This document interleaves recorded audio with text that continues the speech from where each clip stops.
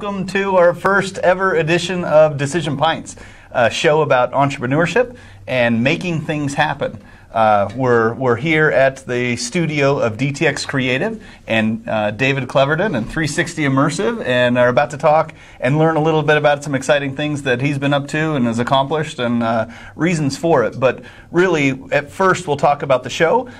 It is about entrepreneurship. It's about short stories, motivating people, telling stories, and ultimately, we want to keep it to be a quick show about the duration of the time it takes to drink a pint of our favorite local beverages here. Featured on the show today, we picked up from Pre-Funk. We don't know what that means. Blood Orange Rustler IPA. Huh? Oh, look at that camera. Okay, well, we're working out the camera situation. Great, and now that we figured out which camera, thank you Pre-Funk, thank you Rustler, and thank you David. And who forgot to turn off their phone? So starting out, I'm going to give a little bit of a biography for David here, of just things that I know. I know he's always been an achiever. He's an engineer, he's an innovator, he creates things and makes things happen, sometimes with MacGyver-type skills, even going back to early stories of in high school building a jet engine and wanting to run that on a go-kart. It was an ag shop. In an ag shop. Yeah. But more than that, a pilot, an innovator, entrepreneur with multiple companies, but always doing things, accomplishing things, and leading the community. So thank you very much for being here.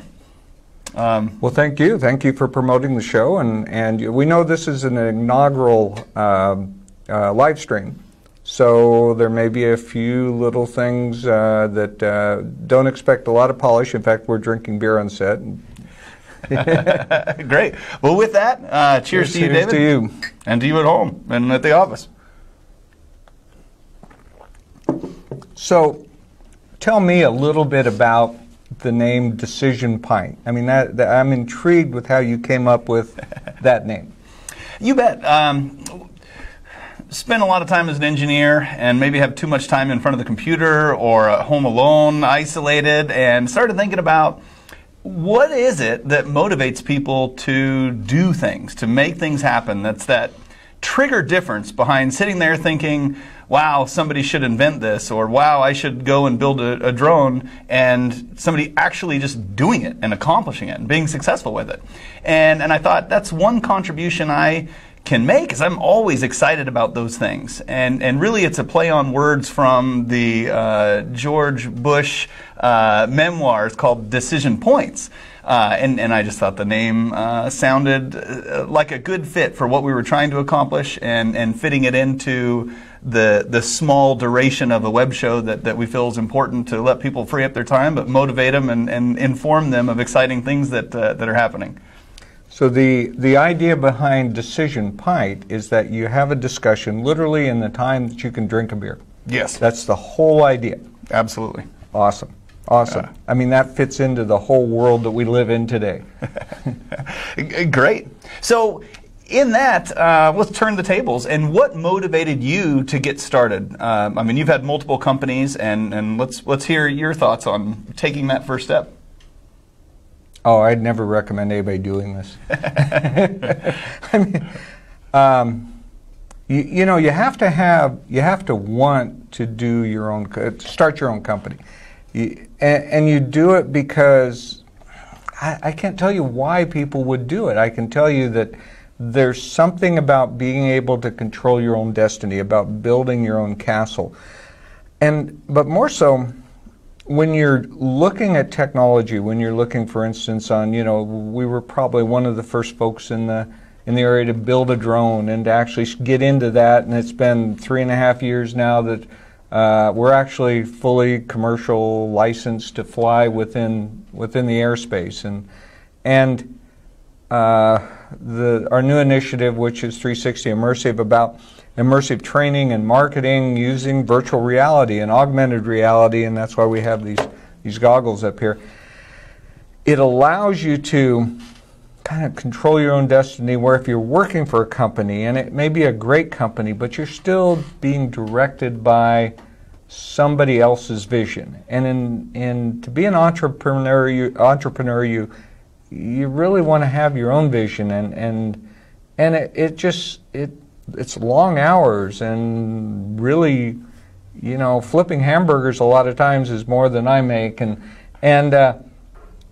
but you can say I've done this, and that's important. And from your standpoint, you've done that same thing. You've walked down that same path.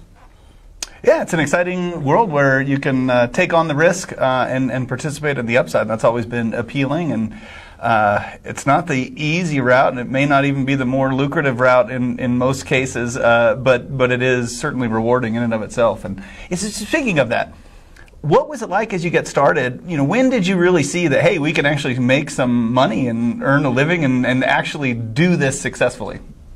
Well, I'd like to take a moment, not necessarily with DTX Creative, because that's been in existence for 15 or 16 years, but to talk about 360 Immersive. It's a brand new initiative. It's really focused on a new technology of immersive, both marketing and training.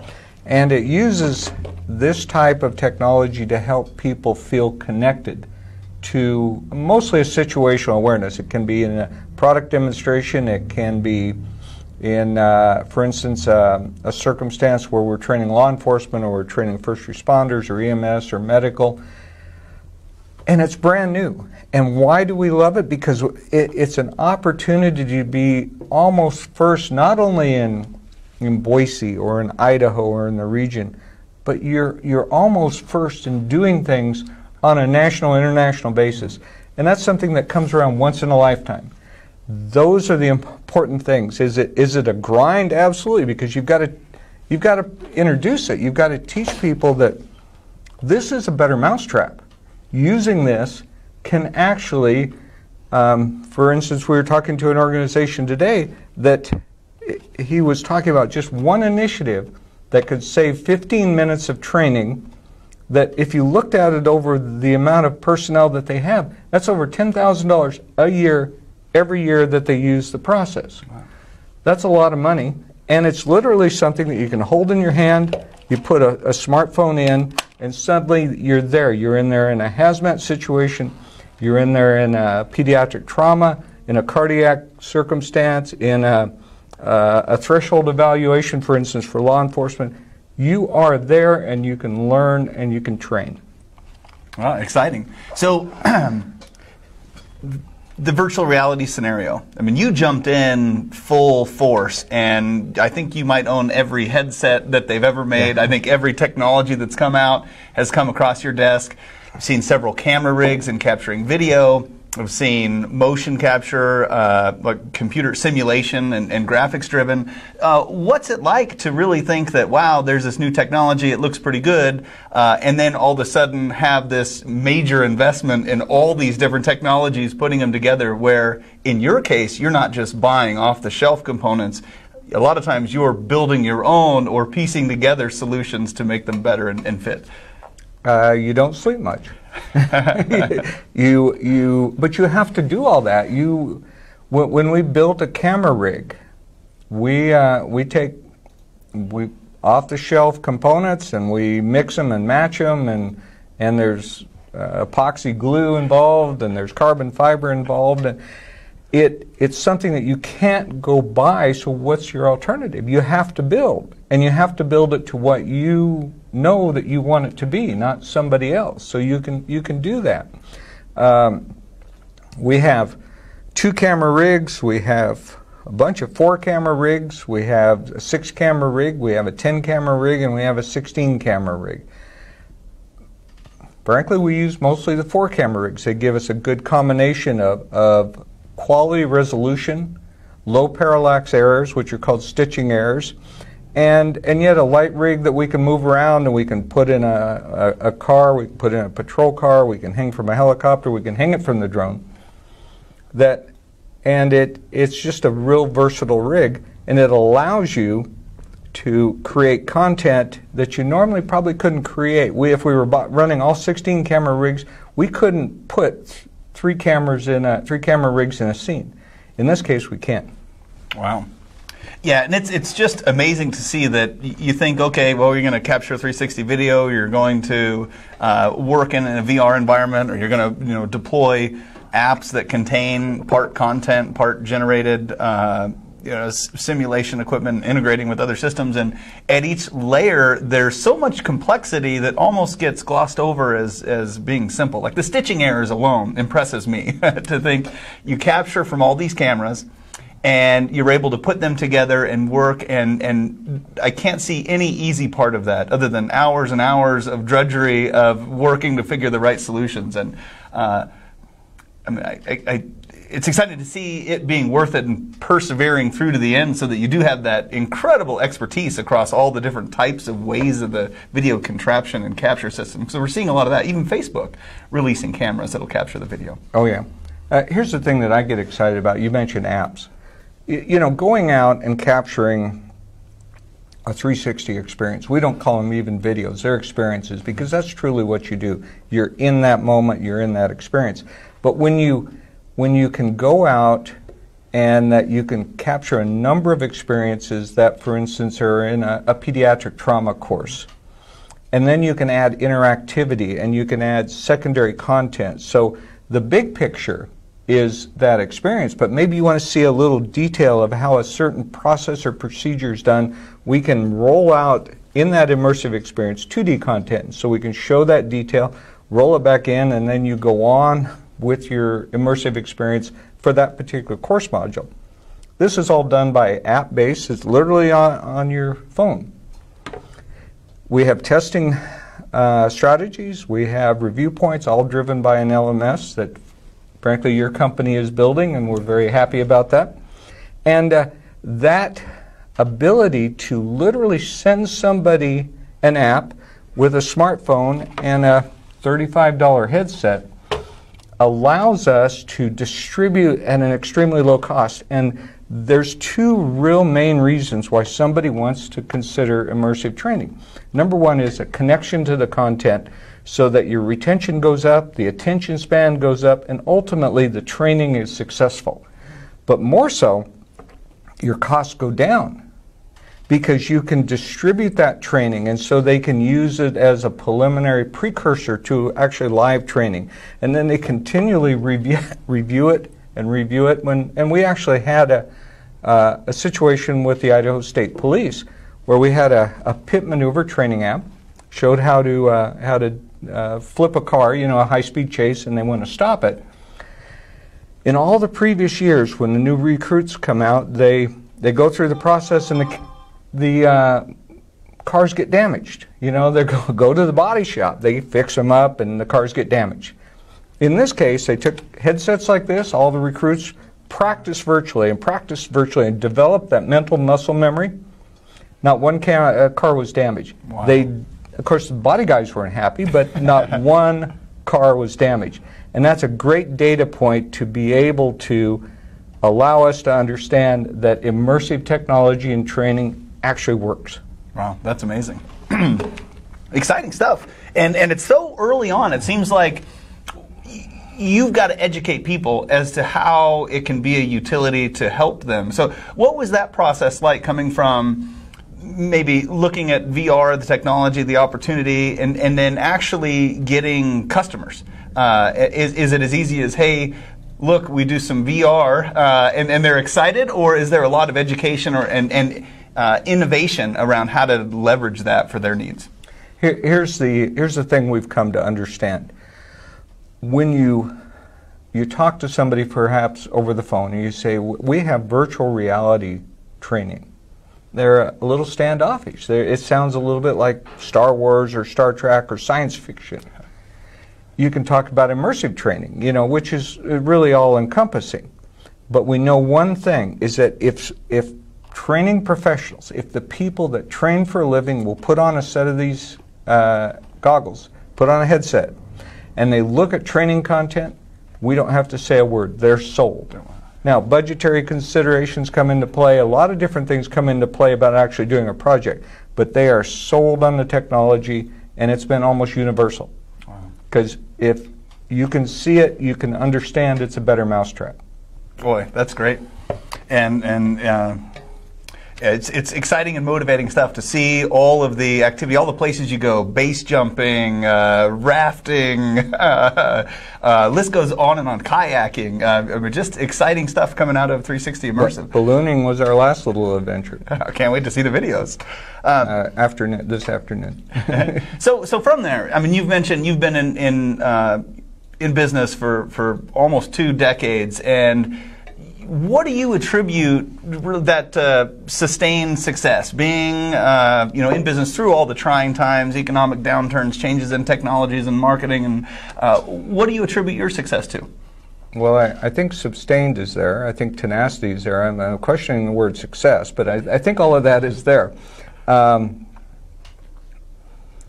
It's really grinding it out. You know, the Great Recession was really tough for all marketing companies, all folks that do production and content creation for a living. And you just got to stay with it. We talk about being all in on this immersive technology, and truly, we're all in. This is where we're staking our claim. Immersive technology is going to be where we're going to be. We're not giving up with the traditional the video production and app development and web development, but that's going to all roll into what we see as the future, which is right here. Awesome. Well, that's great. So, flipping that on its head a little bit, I mean, you've done a lot of things, and is an example or some examples of things that you tried and you thought this is going to be huge, but yet it just didn't turn out the way that you expected? Digital signage. We were really early in the digital signage market. We had a great client with Boise State, and we put up a lot of panels. It was just a little too soon. We were ahead of the curve. We had a Ace Hardware promotion. We were just a little bit ahead of the curve on it. And sometimes that happens. You see something, you can understand how it can affect people and how it can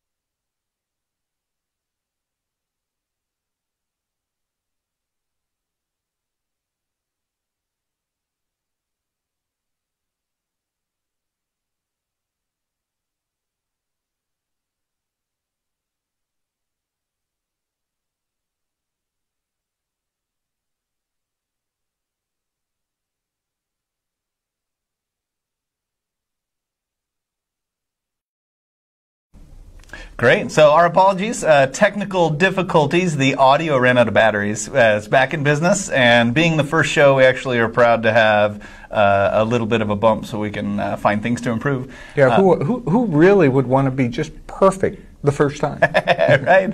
It's helping the viewers who have busy lives and need to do other things besides listen to a captivating show. They could have gone and taken a potty break or got a beer. A number of things. But as we wrap up, I mean, we talked about a lot of things, about virtual reality, about starting a business, running a business, the grind, about digital signage and having high expectations, being early on and maybe too early, and just impressed by all the things you've done, and certainly appreciate the opportunity to work with you and have you here and talk.